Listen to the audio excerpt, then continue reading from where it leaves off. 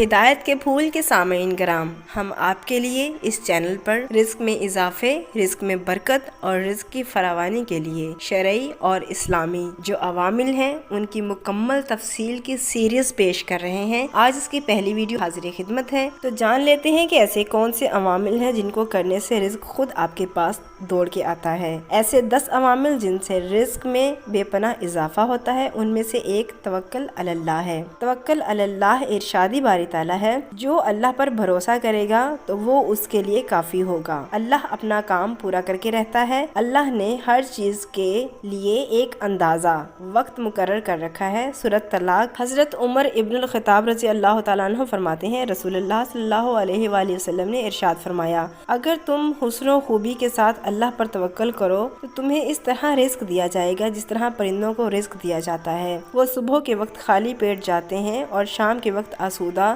ہو کر لوٹتے ہیں۔ مسند احمد 205۔ توکل کا مطلب یہ ہرگز نہیں ہے کہ کسب معاش کے تمام کوششوں کو ترک کر دیا جائے اور ہاتھ پر ہاتھ دھرے بیٹھا رہا جائے۔ خود حدیث مذکورہ میں نبی کریم صلی اللہ علیہ وآلہ وسلم نے پرندوں کی مثال پیش کی ہے کہ وہ تلاشی رزق میں صبح سویرے نکل جاتے ہیں۔ پرندوں کا صبح سویرے اپنے آشیانوں سے نکلنا ہی ان کی کوشش ہے۔ انہی کوششوں کی وجہ سے اللہ تعالیٰ ان کو شام کے وقت آسودہ و سیراب واپس کرتے ہیں۔ لہٰذا اسباب کا اختیار کرنا توکل کے خلاف نہیں ہے، بلکہ اسباب اختیار کرنا عین تقاضائے شریعت ہے۔ باقی عوامل جاننے کے لیے ہماری اگلی ویڈیوز کو ضرور دیکھیے گا۔ بہت شکریہ۔